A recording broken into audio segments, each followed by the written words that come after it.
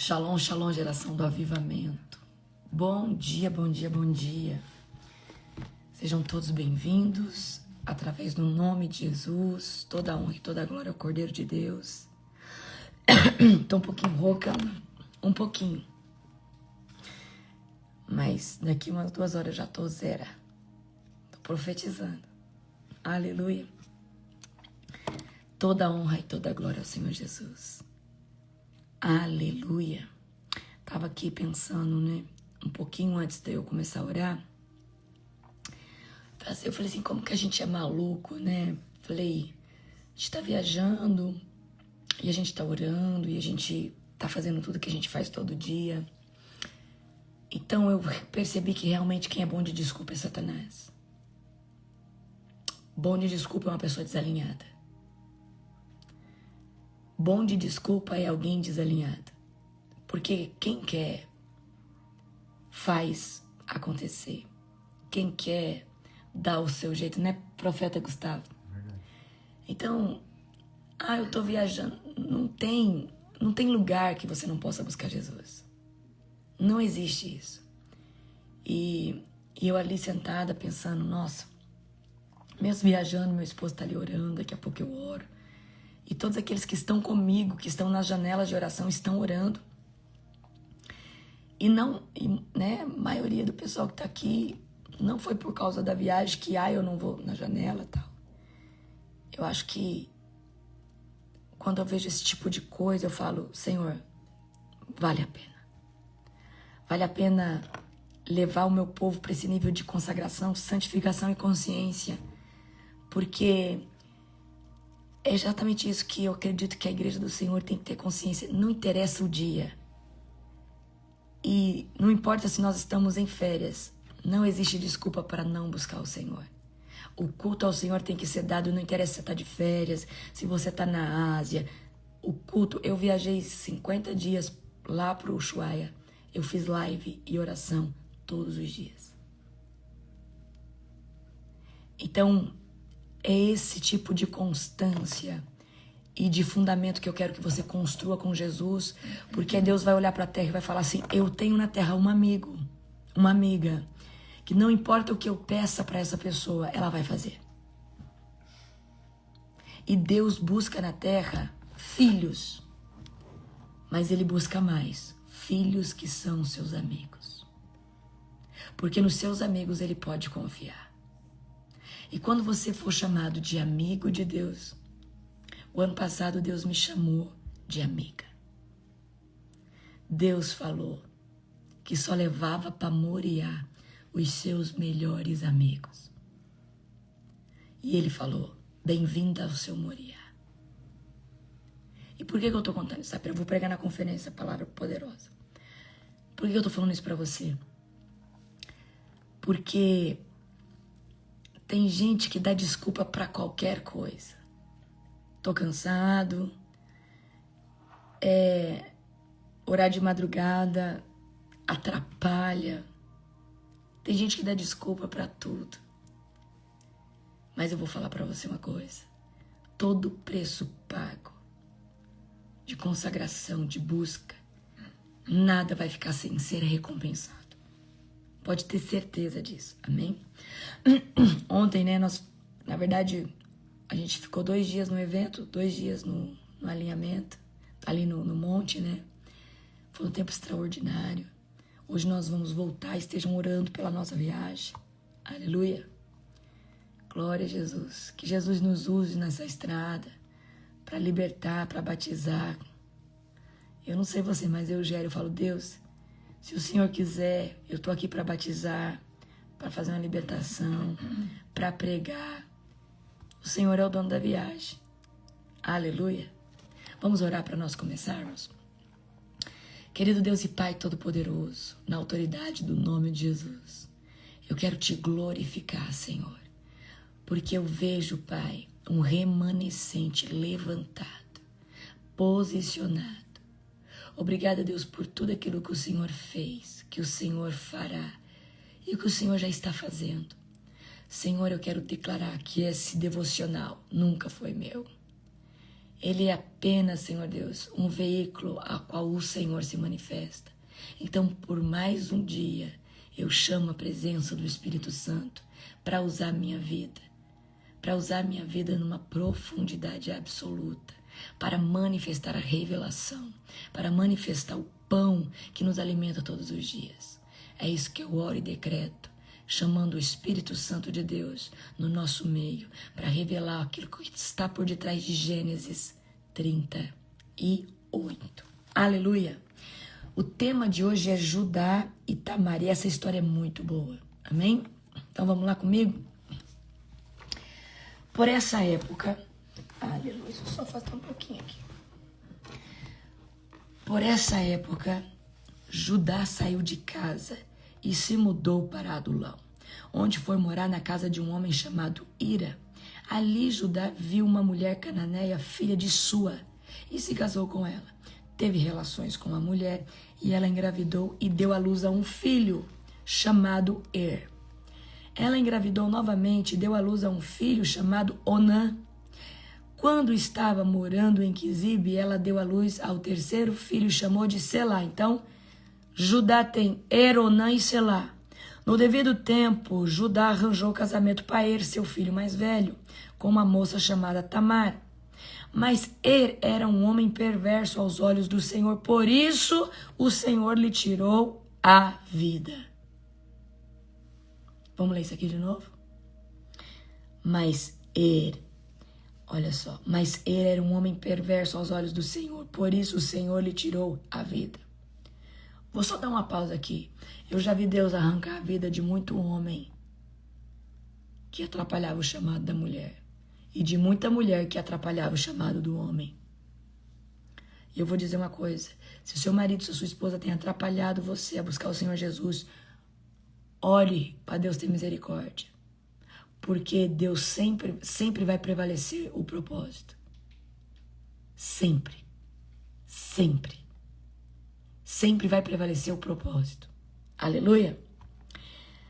Mas ele era um homem perverso aos olhos do Senhor. Por isso o Senhor lhe tirou a vida. Então Judá disse a Onã, irmão de Er, case-se com Tamar, como é exigido com a viúva do irmão. Você deve gerar um herdeiro para o seu irmão. Então, como Er morreu, Judá, o pai, disse para Onã, casa com Tamar, porque é assim que é a lei. Onã, porém, não estava disposto a ter filho, que não seria seu herdeiro. Por isso, cada vez que tinha relações com a mulher de seu irmão, derramava sêmen no chão. Desse modo, evitava que Tamar tivesse um filho que pertenceria ao irmão dele. Porque na lei, o irmão dormia com a viúva para gerar o filho para ter o herdeiro. O Senhor, porém, considerou maldade e sua atitude e por isso também tirou a vida de Onã. Eu vou só dar mais um aviso. Você não se alinha com Deus não e fica fazendo as coisas erradas no reino de Deus. Não brinca em usurpar a autoridade que Deus te deu. Não faça como Saul fez, porque senão Deus abate também.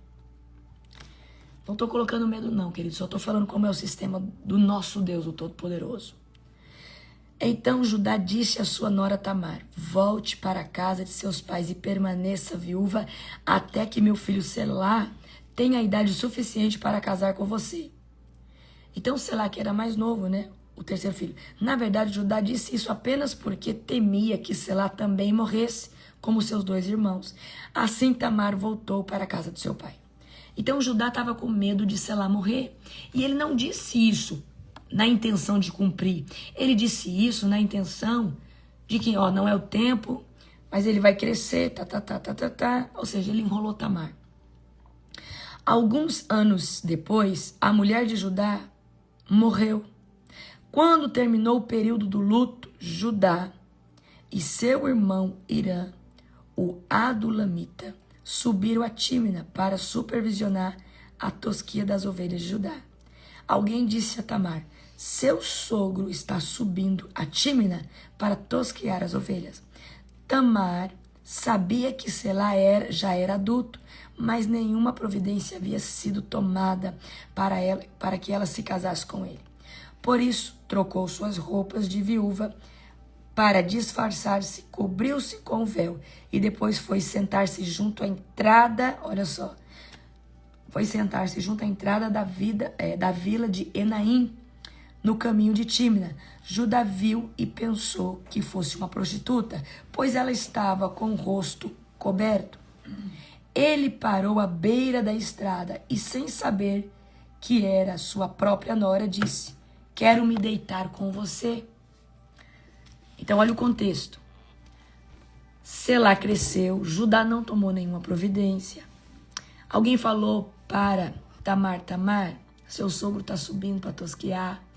Ela teve uma brilhante ideia, disse mudar suas vestes, porque naquele tempo a mulher viúva deveria se vestir, né?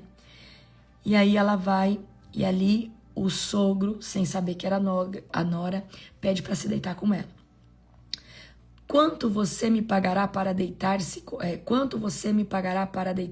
comigo? Perguntou Tamar. Eu lhe mandarei um cabrito e meu rebanho, prometeu Judá. Mas o que me dá garantia de que mandará o cabrito? Perguntou ela. Que tipo de garantia você quer? Replicou.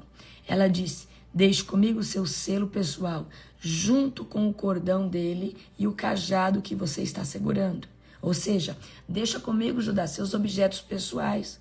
Olha só, deixa comigo o seu anel de selar, porque naquele tempo o anel é como uma assinatura, né? Então a assinatura era feita naquele anel, né? Deixe comigo, olha só, deixe comigo o seu cordão, cajado e o anel. Judá entregou os objetos, depois teve relações com Tamar e ela engravidou. Em seguida, Tamar voltou para casa, tirou o véu e tornou a vestir as roupas de viúva. Como de costume, mais tarde, Judá pediu ao seu amigo Irã, o adulamita, levasse o cabrito para a mulher e pegasse de volta as coisas dele que havia deixado como garantia.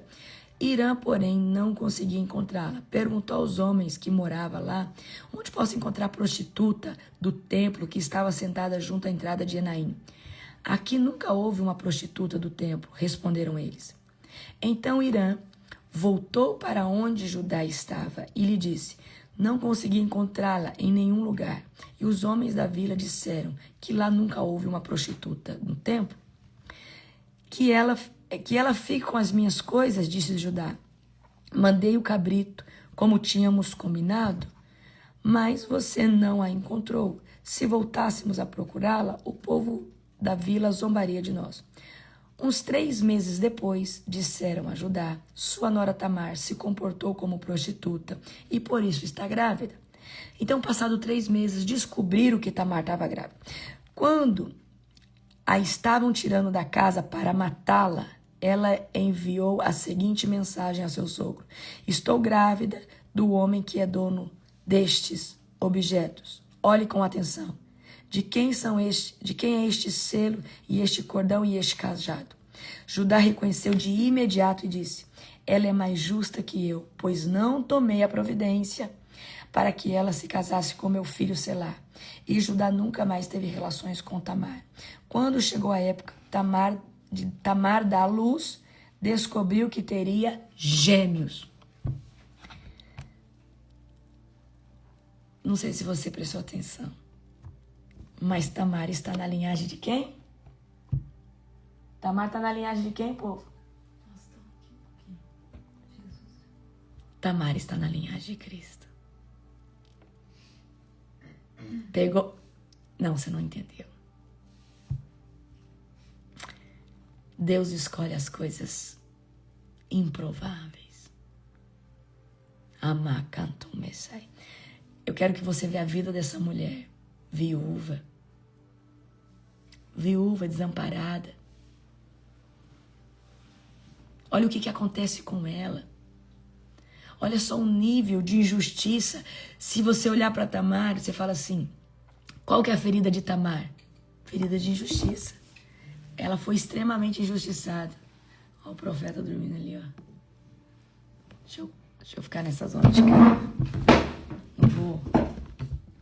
Vamos continuar. Quando chegou a época de Tamar dar à luz, descobriu que teria gêmeos. Durante o trabalho de parto, um dos bebês pôs a mão para fora e a parteira segurou a mão do bebê, amarrou o fio vermelho no pulso e anunciou: este saiu primeiro. O bebê, porém, recolheu a mão.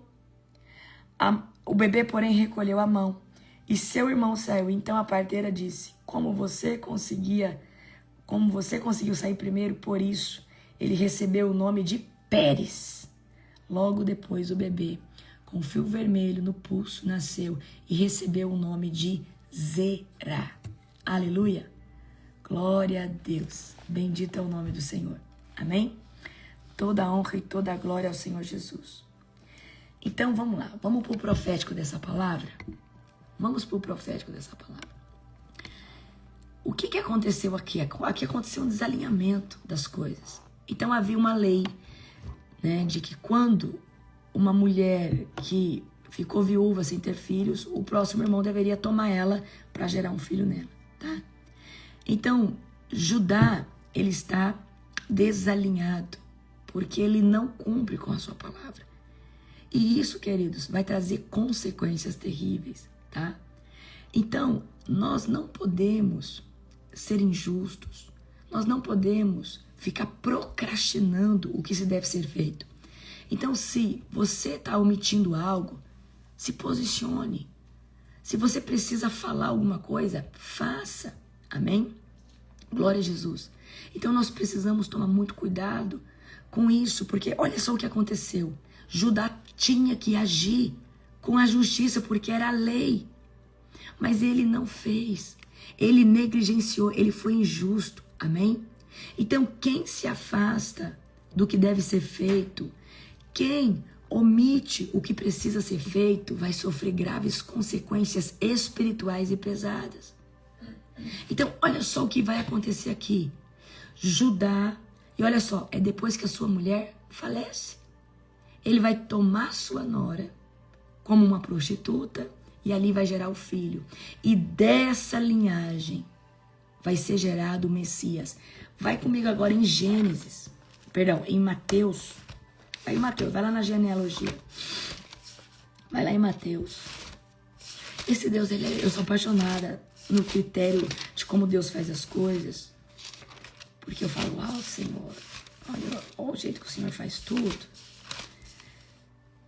Ó, vamos ler a genealogia. Este é o registro dos antepassados de Jesus Cristo, os descendentes de Davi e de Abraão. Abraão gerou Isaac, Isaac gerou Jacó. Jacó gerou 12 filhos, certo? Mas aí, Jacó gerou Judá e seus irmãos. Judá gerou Pérez e Zerá, cuja mãe foi Tamar. Aonde que está a linhagem? Pérez. Mas foi Zerá que botou a mão para fora. Eita! Era para Zerá nascer primeiro. Deus falou, é Pérez. Quando a gente olha para essa mulher aqui, ela é uma mulher viúva e injustiçada. Olha para baixo, que você vai encontrar o nome de Raabe. Salmo gerou Boaz, cuja mulher Raabe, prostituta, estrangeira, participou também. Merecai. Ruth, viúva, Maxtui, que casou com Boaz, gerou Obed. Betseba, adúltera. Você entendeu? Se você for olhar na genealogia, aí você pergunta, mas por que Deus colocou o nome dessas mulheres e não das outras? Deus colocou o nome das improváveis. E quando eu olho para isso, eu falo, Deus, o Senhor usa as coisas difíceis, improváveis, para confundir os sábios. Porque a via pelo qual Deus se move não é a humana. Amém? Glória a Jesus. Então, as alianças erradas, tá?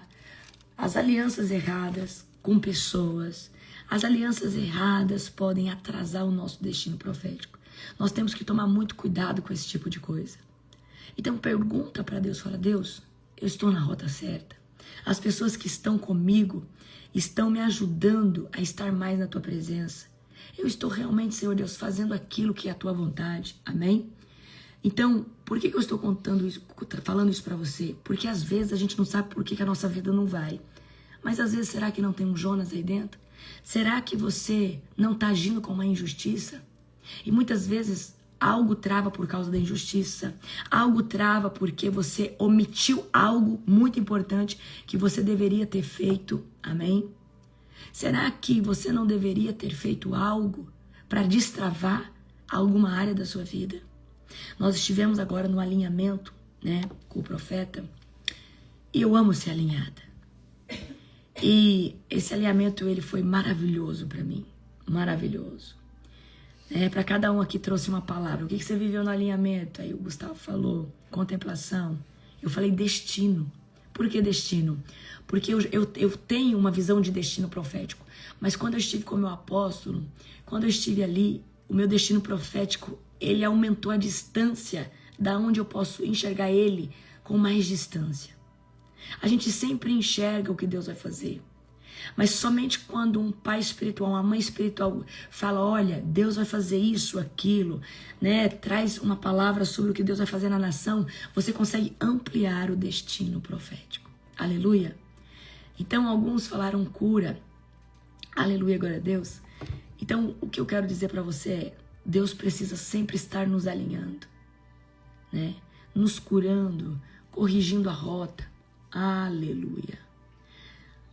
Olha só, quem era para tomar Tamar? Morreu, Onã tinha que tomar Tamar, né? E como Onã não queria tomar Tamar, Judá falou assim, olha, quando Selá crescer, ele vai, né, ter relações com você para gerar um filho. Então, eu vi que Deus tratou aqui de ceifando a vida desses que brincaram. Esses que brincaram com uma responsabilidade espiritual. E queridos, eu não sei se você entendeu. Por que teve tanto obstáculo para gerar um filho de Tamar? Porque Deus já havia escolhido Tamar para gerar a linhagem do Messias. E eu vejo como Satanás, o diabo, o que ele fez, o quê? Gerando resistência. Então nós precisamos nos posicionar nas nossas responsabilidades espirituais, porque senão o diabo, ele põe um na nossa vida, ele põe um Onã na nossa vida. Ele põe um Judá que fala assim, olha, você vai ser reparada, mas peraí, esse Judá some. Então o que eu quero dizer para você? Que as nossas atitudes podem comprometer o nosso destino profético, o nosso posicionamento. Então aqui a gente vê que no devido tempo, né, Judá, aconteceu que o Selá cresceu, ele não fez o que ele falou que ia fazer. E aí, essa mulher injustiçada agiu pelo seu direito de justiça. Amém? Então, uma promessa que não é cumprida, o que ela gera? Ciclos de dor. E eu vou pegar no profético em algo aqui. Nunca prometa algo para Deus que você não pode prometer, porque você não pode cumprir. Não, a própria Bíblia vai falar, não faça um voto que você não pode cumprir. E, queridos, eu tenho um senso de honra, de cumprir o que eu falei, muito alto.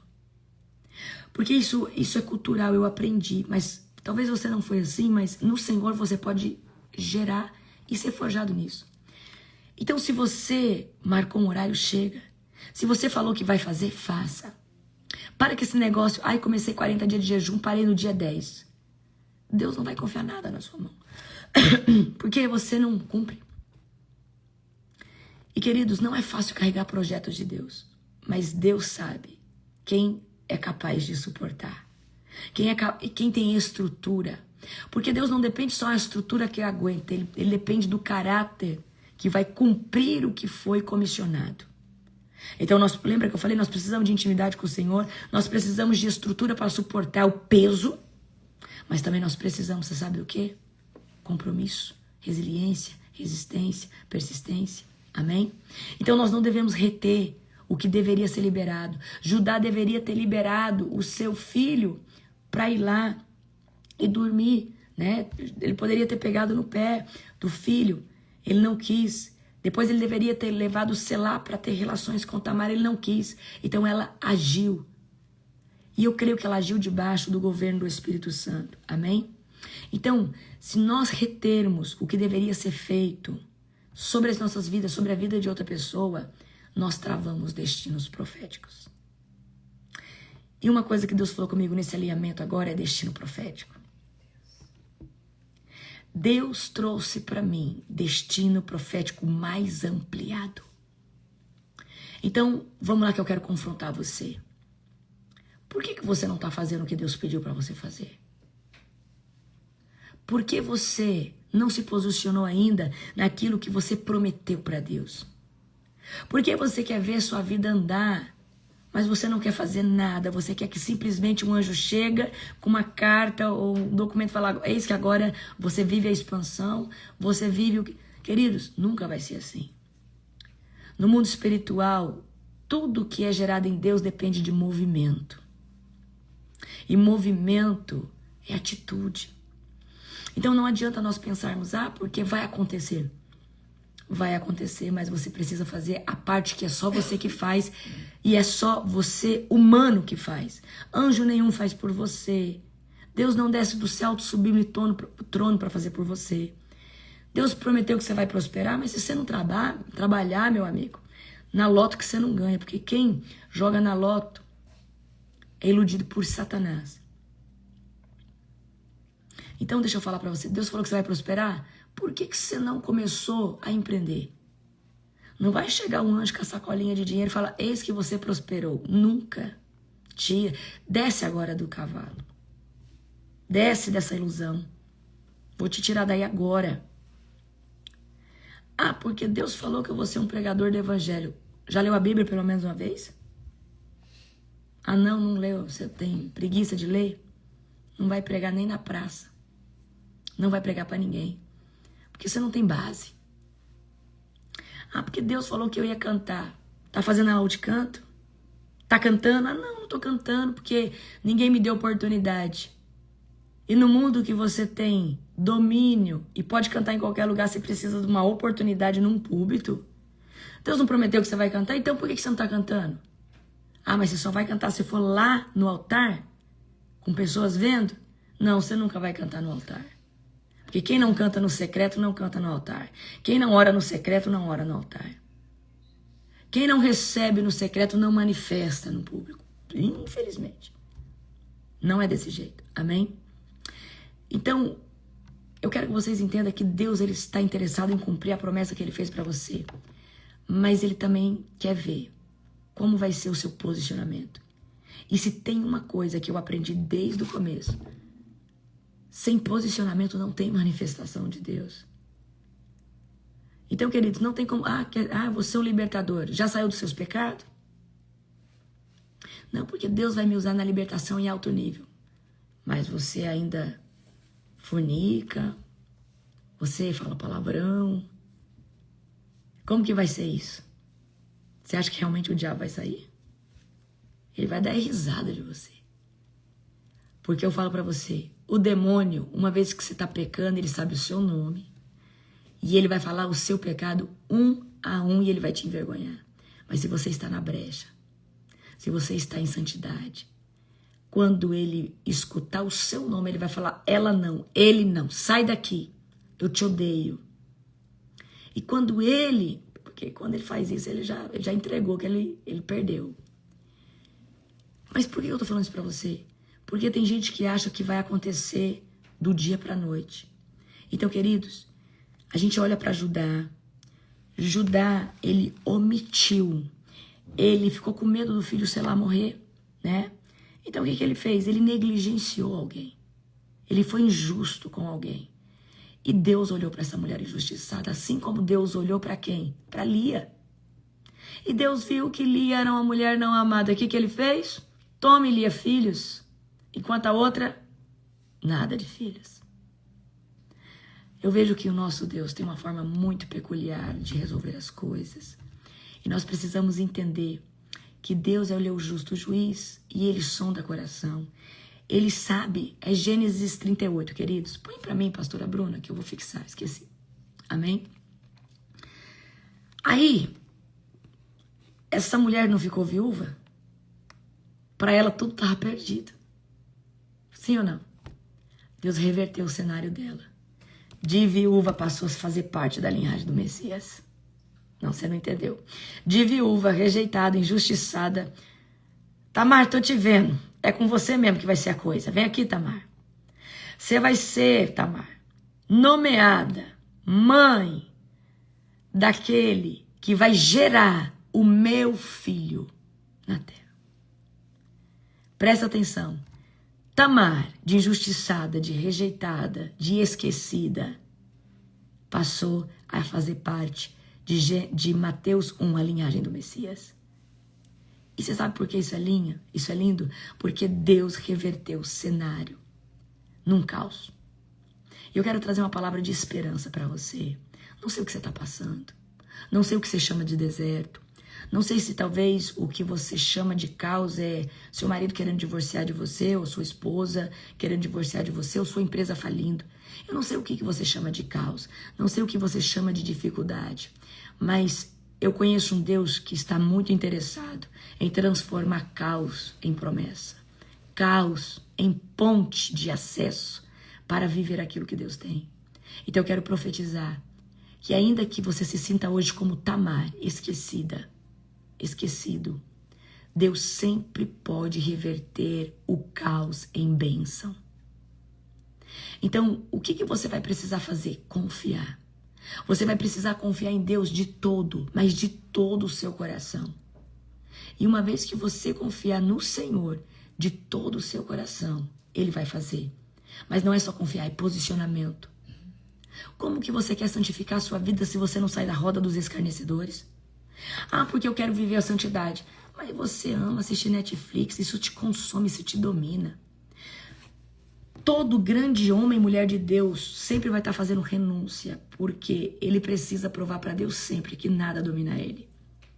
Eu não estou falando que assistir um filme é pecado, mas se isso toma o seu tempo, Deus vai pedir 1 ano sem filme e série. E uma coisa que Deus faz muito é pedir coisas. Essa mulher gosta de café, vamos ver se ela gosta mais de mim ou do café. Fulana, entrega para mim 1 ano sem café pretinho, vamos ver se você me ama mesmo. Por que Deus faz isso? Para Ele ver onde está o nosso coração. Se realmente nós estamos dispostos a renunciar para viver nele por Ele. Amém? E todo aquele homem, mulher de Deus que quer viver suas promessas vai renunciar. E Deus quer de nós, você sabe o quê? Uma obediência rápida, instantânea e radical. A obediência é a chave para você viver as suas promessas. Então Deus, tá? Deus, ele não valida o erro, mas ele não perde o propósito. Ele não perde o propósito. E ele levanta pessoas determinadas, tá? Determinadas para cumprir o chamado e o propósito. Então a gente viu que Tamar tinha sido escolhido para estar nessa linhagem. Mas houve resistência. O primeiro filho, o segundo filho, Onã, e o terceiro filho, o pai ficou com medo de entregar.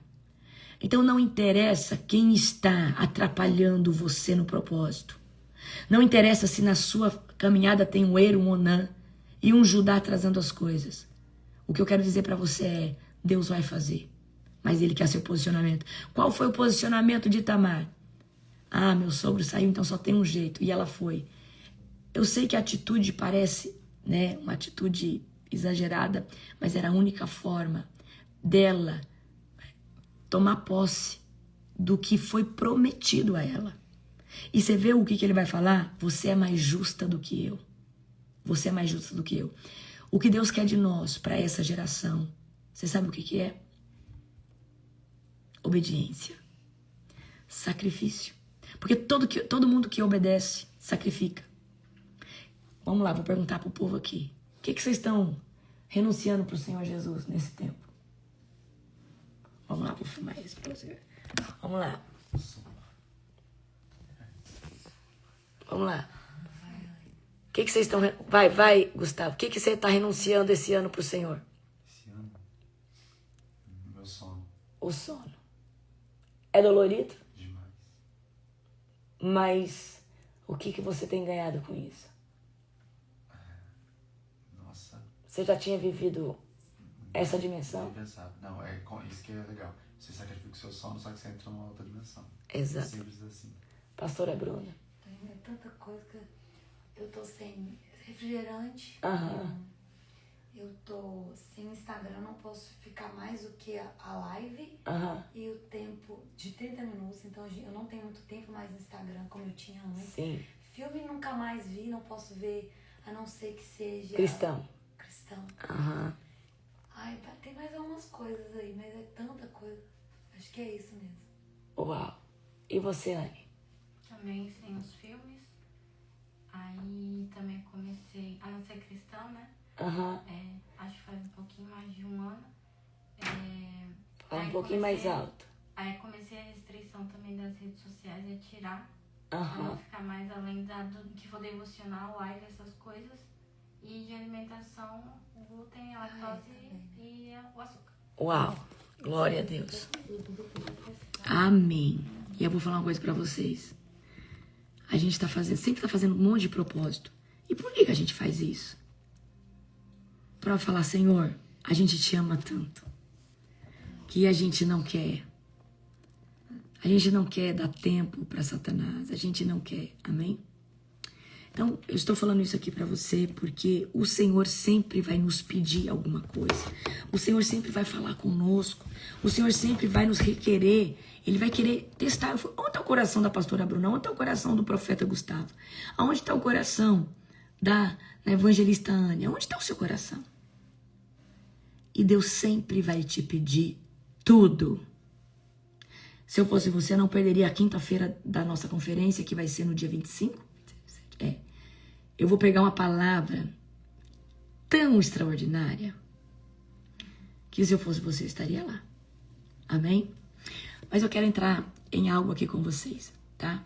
Eu quero transbordar do óleo que Deus derramou sobre a minha vida nesse final de semana aqui no alinhamento profético, né, do nosso querido apóstolo Joel Engel. Alinhamento tá falando de correção de rota, de direção, destino, da gente conseguir entender o que Deus está fazendo, o porquê que Deus está fazendo.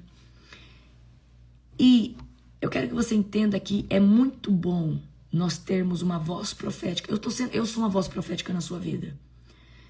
Talvez você pode ter até um pastor congregar às vezes o seu pastor ele não é tão profeta, tão sobrenatural. Mas o que é uma voz profética? É uma voz que te dá destino. E eu sempre estou aqui resgatando vocês dos abismos, dos calabouços e falando, gente, vamos posicionar porque Deus tem algo maior para nós. Vamos posicionar porque Deus está fazendo alguma coisa na terra. Ele vai nos usar. Nós somos a geração de João Batista. Nós somos a geração de Elias, de Eliseu, em que Deus está levantando na terra homens e mulheres de Deus para proclamar o ID. Sim ou não? E eu quero trazer o profético daquilo que Deus falou comigo nesses dias de alinhamento. Eu entendi uma coisa. Para esses últimos dias na terra, mais que nunca, Deus precisa que nós venhamos cumprir aquele versículo. Acha para mim, pastora Bruna, como é bom que os irmãos vivam em união. E Deus falou para mim sobre unidade da igreja. E eu quero falar uma coisa para você. Existe um espírito demoníaco nos dias atuais. É o espírito de Saul. É o espírito de um irmão em Cristo que já tem autoridade, está posicionado, mas porque ainda não é tratado em Deus. O que é? Salmo 100, obrigada. Oh, quão bom e quão suave é que os irmãos vivam em união. União é unidade. É como o óleo precioso sobre a cabeça, que desce sobre a barba de Arão, e que desce a orla das suas vestes. Como o orvalho de Hermon, e como o que desce sobre os montes de Sião, porque ali o Senhor ordena a bênção e a vida para sempre. E uma das coisas que Deus falou muito comigo, e eu sempre preguei sobre, gente, vamos orar pelos pastores, vamos orar pelas igrejas. Gente, vamos parar com esse negócio de ficar achando ruim que Deus levantou alguém do seu lado e essa pessoa está sendo usada. Para de ser um Saul para o novo ungido. Quem que é o novo ungido? É a pessoa que chegou ontem mesmo. Só que a pessoa que chegou ontem posicionou de um jeito que você nunca posicionou. Aí você fica grilado, chateado, magoado, porque essa pessoa está tendo um resultado que você não tem há 15 anos. Aí você, ao invés de se alegrar com o novo ungido, você persegue. Você fala que ele não é de Deus, que ele é isso, que ele é aquilo. Você se compara. Você até fala mal dele. O pior, e se você às vezes é pastor do novo ungido, você mata ele. E Deus falou pra mim algo muito forte. Gente, você tem que vir um dia aqui. Eu vou pedir aqui de todo o meu coração. Se prepare. Setembro eu tô aqui de novo. Sempre tô aqui. Eu sou filha legítima da unção. E eu quero que você entenda. Você precisa entender sobre honra. Você precisa entender sobre filiação. Para de trair seus pastores. Para de falar mal deles. Vocês não sabem quem eles são nas cortes celestiais. Todo homem, toda mulher tem defeito. Mas você precisa aprender sobre honra. Mas apóstola, honra é dar presente? Não, queridos, longe disso. Presente pode ser uma forma de manifestar honra, pode ser. Mas honra é você respeitar o que alguém carrega, legitimar isso e reconhecer publicamente. Amém? Então Deus falava para mim sobre a unidade da igreja. E eu sempre preguei isso. E Deus falou assim, filha. Aí eu estava ali, eu tive uma experiência sobrenatural. Eu estava ali, então aqui vem muitos pastores, muitas pessoas que têm, né, ministérios. E eu senti um amor. Eu senti um amor violento. A palavra é essa, um amor violento. Eu comecei a chorar. E a minha vontade era abraçar os pastores que eu vi ali. E eu senti uma compaixão, um amor por cada pastor, por cada líder, por cada desde o ministério menor ao maior ministério. E eu falei, Deus, traz unidade para a tua igreja. E nesses últimos dias, se nós não estivermos em unidade, infelizmente, a igreja não vai ter força. E quando eu falo unidade, é respeitar o que o outro carrega. Porque, gente, olha que espírito maligno. A nossa briga nunca foi contra os nossos irmãos. A nossa briga tem que ser contra principado, potestade, governo das trevas, hostes malignas, demônios. E você tá aí puxando o tapete. Ai, porque você viu que o fulano queria se aparecer, que ele tava lá cantando, que ele tava querendo... ele tava cantando para Jesus. Se ele tava se aparecendo, deixa Jesus tratar. Você não é a quarta pessoa da Trindade. Para de ficar com o coração inflamado porque você está sentindo inveja, porque você está comparando a sua vida com o novo ungido. Você sabe o que você tem que fazer? Reconhecer. Você tem que reconhecer o que você está sentindo e falar, Jesus, trata essa nhaca do meu coração. Porque, Senhor, eu sei que o Senhor pode também fazer através da minha vida. Talvez não esteja na estação que o Senhor vai fazer. Não me deixe me comparar ou sentir isso do fulano, do Beltrano. A gente não ora para que Deus levante o avivamento. Mas Deus só vai levantar com os novos ungidos. Existem pessoas fazendo, mas Deus vai levantar aqueles que ainda vão fazer. E os trabalhadores da última hora são aqueles que foram levantados e posicionados rapidamente. E o seu problema é que você não consegue aceitar que em 3 meses uma pessoa foi liberta, batizada com fogo, com o Espírito Santo e já está pregando. Você não consegue aceitar isso, porque você não se posicionou. Talvez agora que você está vivendo avivamento, você fala, não, mas eu passei 15, 20 anos. Ei, vamos falar assim, Senhor, tira o espírito de Saúl dentro de mim. Tira o espírito de Acabe, tira o espírito de rebelião, de Absalão. Esses espíritos, queridos, eles são contrários à noiva. O espírito de Absalão, ele não atua lá no mundo, não. O espírito de Absalão, ele atua dentro da noiva e dentro das lideranças da igreja. O que é o espírito de Absalão? Ele faz rebelião. Ele pega 3, 4 líderes, fala, olha, você viu o nosso apóstolo? Ela não tá orando direito, não. Sei não, você não tá desviada, hein? Ah, não sei, olha, nossa apóstola tá estranha. Aí faz a cabeça de um de outro. Isso é o espírito de Absalão, espírito demoníaco. Mas por causa do nível de intercessão da Global Fire, não fica nenhum de pé. Porque todos nós passamos a espada. Amém?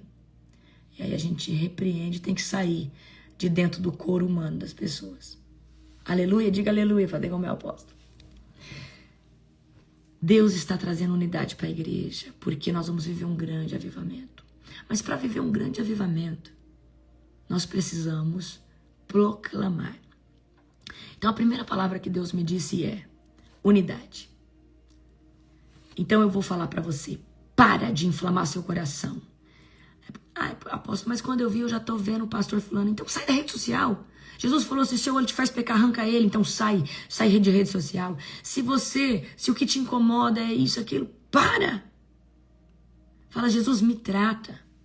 Lança uma oferta no altar, fala, Deus, cura minha alma doente, ciumenta, comparadora. Eu sou um ser único, eu preciso de identidade, Senhor, porque se eu não aceito o que o Senhor está fazendo na vida da Maria, do José e do Pedro, é porque eu não tenho identidade. Só que o dia que eu tiver identidade, eu vou ficar mais interessado na minha vida do que na vida do outro. Simples assim. Então para de falar mal de pastor, de pastora. Mas apóstolo, essa pessoa pecou, tá fazendo, adulterou, não te interessa. Agora, Jesus veio com um anjo e te ordenou juiz da última vara, da dimensão. Não. Não. Até mesmo os profetas de juízo, eles decretam o que Deus pede, mas eles não fazem o juízo. Porque o decreto profético é para Deus fazer. Deus fala, filha, decreta. Eu decreto e ele faz. Porque eu não sou onisciente, onipresente, onipotente. Mas eu sou uma profeta de Deus, uma voz profética para a nossa nação, uma voz profética para o globo. Por isso que o nosso ministério tem um nome, Global Fire, certo? Mas não adianta só ter nome, tem que ter autoridade profética. Autoridade territorial global, e para isso você tem que ser intercessor. Principalmente dentro desse horário mais difícil. Amém? Por que eu estou dizendo isso para você? Porque se nós não tivermos unidade na igreja, se você não parar de implicar, de difamar, não fale mal da igreja. Porque aquela igreja vive daquele jeito porque tem um líder que faz com que seja assim. Então deixa o líder nas mãos do Senhor. E você não é o Espírito Santo. Fica quieto e vai fazer o seu. E o que é fazer o seu? Se você está incomodado com a igreja B, A, C,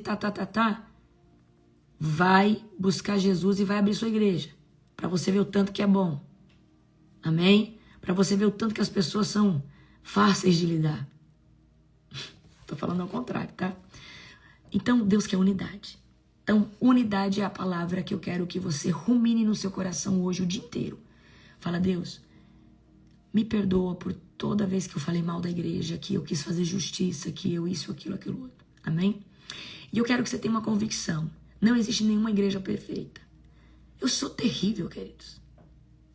Eu falo na tora, assim, eu estou sincera ao extremo.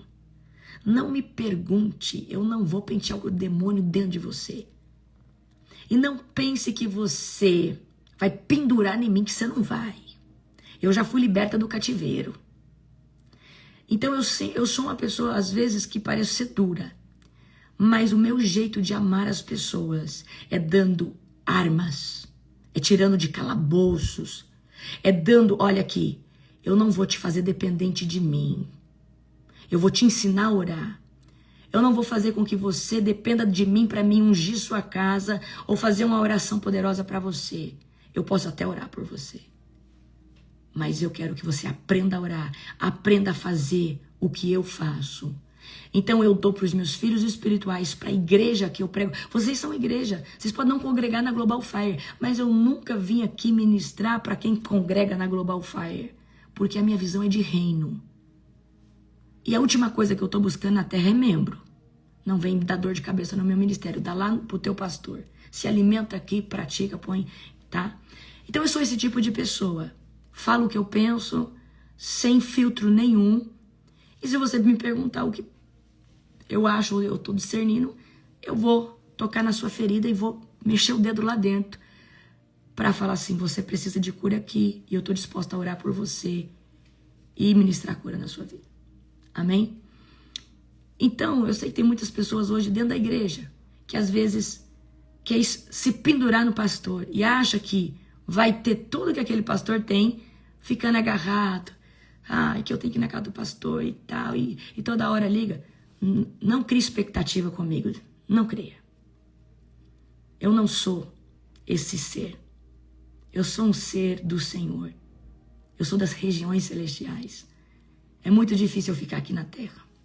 Então não crie ilusão que eu, você, às vezes um discípulo chega com a expectativa de ser meu amigo. Nunca vai ser.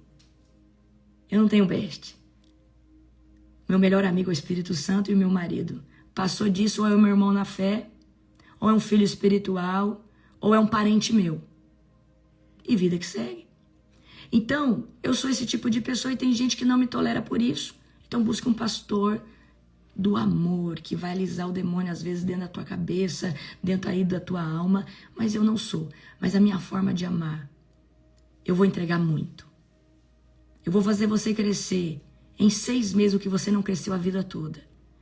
Porque eu não vou dar moleza para você. Então, eu sei que tem vários tipos de igreja, vários tipos de pastores, e você precisa ir realmente naquele que você acha que é adequado a você. Eu acho que combina aqui. Porque às vezes a pessoa que é muito dolorida não me aguenta, não. Ela gera umas ilusões comigo, fantasia. Eu falo, ixi, tá. Eu falei, desce daí. Desce daí. Eu te dou ferramentas para você ser liberto. Mas não pense que eu vou ficar te alisando. Aleluia? Que Deus levante mais homens e mulheres de Deus que confronta. Então, Deus quer unidade para a igreja. Então, não seja, querido, uma pessoa que dá trabalho. Viva os processos bem vividos para que Deus te use rápido. Deus está buscando trabalhadores. Agora eu vou falar a segunda coisa que Deus trouxe para mim. Sem viver processo, você não vai conseguir chegar ao destino profético. Vou só dar um exemplo. Deus disse para você que você ia ser isso, aquilo, aquilo outro. Você vai ter que passar pelos processos e gerar o óleo de cada estação que Deus te passa. Toda estação tem um processo, toda estação tem uma renúncia e toda estação tem uma entrega em Deus. Independente de qual seja. Só que se você pular algumas fases, eu sinto muito. Você vai atrasar e você, quando achou que estava chegando, Deus vai falar assim, sabe aquele processo que você pulou? Agora você vai voltar e vai ter que fazer tudo de novo. Amém? Não pule os processos que Deus precisa que você passe por eles. Não pule os processos. Às vezes Deus te dá processo para matar sua vaidade. Às vezes Deus te coloca em lugares de renúncia para esmagar o seu ego. Então fala assim, Deus me amassa, Jesus me amassa. O que eu tenho pedido para Deus é, Jesus me amassa. Jesus me amasse. Jesus me transforme. Eu amo o meu caráter, mas eu creio que Deus pode melhorar. Eu amo a minha essência, mas eu creio que Deus pode melhorar. Amém? Então, segunda coisa que Deus trouxe para mim é, não pule processos. E deixe cada coisa acontecer no seu tempo. Às vezes, Deus falou assim, olha, você vai escrever um livro. Aí você quer acelerar e quer escrever o livro antes do tempo. Só que antes do livro, você vai escrever um livro raso. Só que no tempo, o livro é tão profundo que virou best-seller.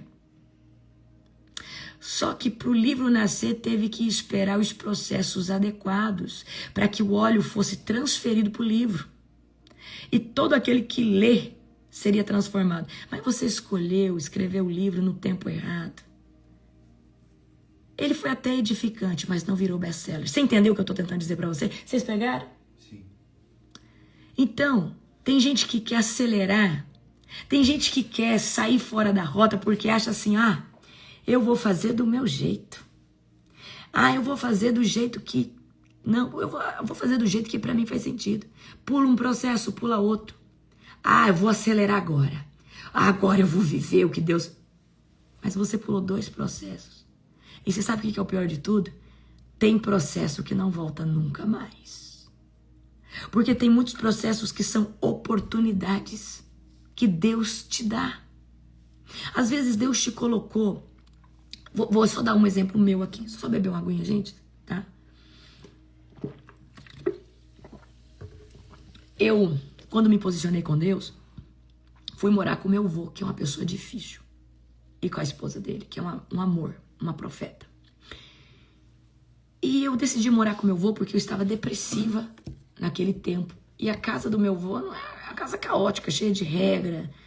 Ou seja, acaba que ele é uma bênção, mas eu imaginei eu que morava sozinha a vida toda, então eu tinha muitas regras. Mas foi naquele ambiente difícil para mim, que tinha muita liberdade no mundo. Era o processo que eu tinha que enfrentar. Porque se eu não tivesse na casa do meu avô, eu não teria tido força para buscar Jesus. Se eu estivesse morando num apartamento sozinha, eu ia voltar pro mundo. Mas queridos, eu estava tão chateada e tão desiludida com a vida que eu falei, peraí, eu tinha medo de mim mesma. Então eu falei, na casa do meu avô eu vou me alinhar. Eu não vou querer fazer coisa errada, porque lá eu vou ter que respeitar meu avô. E por que eu estou dizendo isso para você? Eu sabia que eu precisava me submeter ao processo de estar debaixo da autoridade da casa do meu avô naquele tempo. Uma menina que morava em apartamento, tinha carro, saía, fazia o que queria. Agora eu tô em Curitiba, eu tenho que fazer um curso de residência médica e tô morando com meu avô, que é bem complicado, cheio de regra. Mas eu falei assim, eu preciso vencer o processo, porque desse lugar eu vou gerar um óleo. Então foi um processo difícil para mim.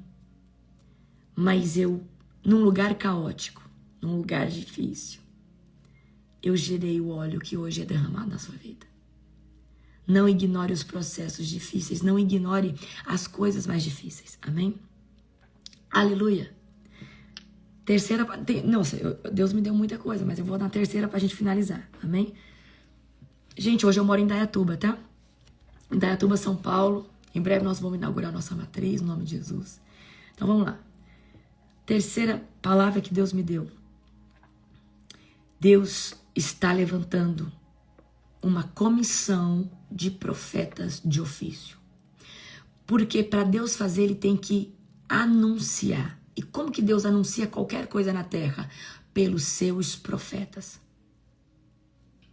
Então, você que já é um profeta do Senhor, eu vou fazer uma convocação que eu fiz hoje na madrugada.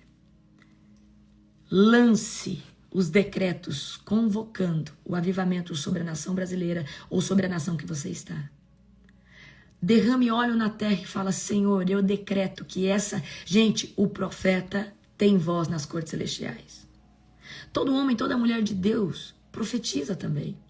Mas eu estou falando você que sabe o seu ofício. Vai na entrada dessa cidade, vai na saída dessa cidade. Derrama óleo ou um suco de uva representando o sangue de Jesus. E fala, Senhor, eu tomo essa cidade para o Cordeiro de Deus. Eu tomo esse monte. Senhor, eu quero profetizar o avivamento. Sobe no monte, levanta a sua mão e fala, eu como profeta do Altíssimo, na autoridade do nome de Jesus, eu quero profetizar que essa cidade está sendo entregue ao Senhor Jesus. Eu como voz de autoridade profética nessa cidade, eu entrego, Senhor Deus, a atmosfera espiritual para o avivamento que só o Senhor Jesus pode fazer. Amém? Pegou ou não? Então Deus está levantando uma geração de profetas que vão, nesses últimos dias, o Senhor falava para mim, levante os meus profetas. Levante os meus profetas. E o profeta, quando ele declara, ele é uma voz que está sendo ecoada para Deus manifestar. Acha aí para mim, pastores, onde fala que em Amós, acho que é Amós, que Deus não faz nada sem antes anunciar os seus profetas. Acha a referência para mim. Deus não faz nada sem antes falar com os seus profetas. Por quê? Nós vivemos no mundo físico e espiritual. Para Deus materializar, tem que ser primeiro anunciado, amém? Pelo Espírito dos profetas. Amós 3,7. Certamente o Senhor soberano não faz coisa alguma sem antes revelar seu plano aos seus servos, os profetas. E Deus, eu sou uma profetisa do Senhor de ofício. E Deus falava assim para mim. Na conferência passada eu ungi muitos profetas. E Deus falava assim, levanta os meus profetas de ofício, porque eu preciso dos profetas para anunciar o que está por vir.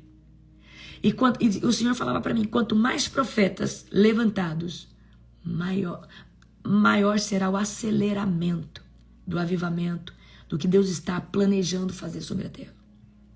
Então, você que já é uma voz profética, eu quero que você manifeste isso. Então comece a tomar territórios. Comece a decretar que o bairro onde você mora pertence ao Senhor Jesus. E como que você faz isso? Todo dia fala, Senhor, eu entrego esse bairro ao Senhor Jesus. Como uma autoridade profética, eu vivo nessa cidade e eu tenho autoridade sobre essa cidade. Eu entrego esse bairro, essa cidade ao Senhor Jesus. Então Deus, ele precisa que os profetas anunciem o avivamento, anunciem o que vai acontecer, para que ele emane a manifestação dessa onda que vai vir de avivamento. Seja um profeta posicionado, um profeta que decreta. Existem vários tipos de profeta. Eu sou uma profetisa do Senhor, né? De nações, de tempos, estações. Mas nesses últimos tempos, a qual o Senhor me convocou para a oração da madrugada, eu sou uma intercessora de guerra. Existem vários tipos de intercessão, mas o que está na minha veia é a intercessão de guerra. Mas dentro da intercessão de guerra, o Senhor me convocou para ser uma profeta de juízo. O que é um profeta de juízo? Ele traz aquilo que está em oculto e denuncia nas cortes celestiais. O papel do profeta de juízo é denunciar ou declarar sentença. Amém? O papel do profeta de ofício, do profeta de juízo é Deus mostra para ele o que está errado, ele denuncia. Então, olha só, queridos, como a voz profética é importante. Quando você me vê na madrugada, eu entro no tribunal principal. Existem vários tribunais de julgamento. Vários. São várias dimensões. Existem vários tribunais. Vários tribunais, mas existe o Supremo Tribunal. Não tem o Supremo Tribunal Federal? Existe o Supremo Tribunal. A tribuna de Deus, onde ele julga. E existem várias instâncias de julgamento dentro das cortes celestiais. O profeta, ele tem acesso à tribuna de Deus porque ele tem uma voz muito forte. Mais que qualquer outra voz. A voz do profeta. A voz do apóstolo também. Mas a voz do profeta para a intercessão de guerra, ela tem uma dimensão. E a voz apostólica. E agora imagina, a voz apostólica e a profética junto. Então, por que eu estou falando isso para você? Porque a voz profética dentro do tribunal de Deus vai denunciar todo erro, vai denunciar todo tipo de coisas que estão acontecendo e você precisa denunciar para Deus cumprir, para Deus fazer. Então o profeta, ele entra nos tribunais de Deus, escoltado pelo Senhor Jesus, e ele apresenta na tribuna de Deus. Ou quando eu levo um decreto ao Senhor da terra, quando eu exponho algo que o Senhor está me mostrando, eu levo em todas tribunais de juízo e principalmente na tribuna de Deus. Por que eu estou dizendo isso para você? Porque nós precisamos entender. Tem um livro do apóstolo Joel Engel que fala Tribunal de Oração. É esse nome, não é? Tribunal de Oração. Tribunal de Oração. Você que ora na madrugada, se tornou um guerreiro, um intercessor, você não sabe quem você é. Você se vê pequenininho. Satanás sabe o seu cheiro. Satanás sabe o seu cheiro. E a autoridade que você gerou, ela é violenta. Você não tem noção de quem você se tornou. O intercessor da madrugada, principalmente desse horário onde a guerra está mais pesada, uma vez que você orou ali, naquele local, 50 dias, você se torna conhecido. 1 hora. Todos os dias. Amém? Pelo menos. Mas se você já está orando há muito tempo, você já está mais que conhecido. Seu nome está lá no inferno. Busca. Está dando trabalho. Amém? Então, seja um profeta, uma profetisa do Senhor nesses últimos dias, que faz aquilo que o Senhor manda. Amém? Que faz aquilo que o Senhor manda. Jesus está às portas e ele precisa dos seus profetas. Aleluia! Amanhã eu continuo esse devocional com você. Amo a vida de vocês. Beijo, beijo, beijo no seu coração.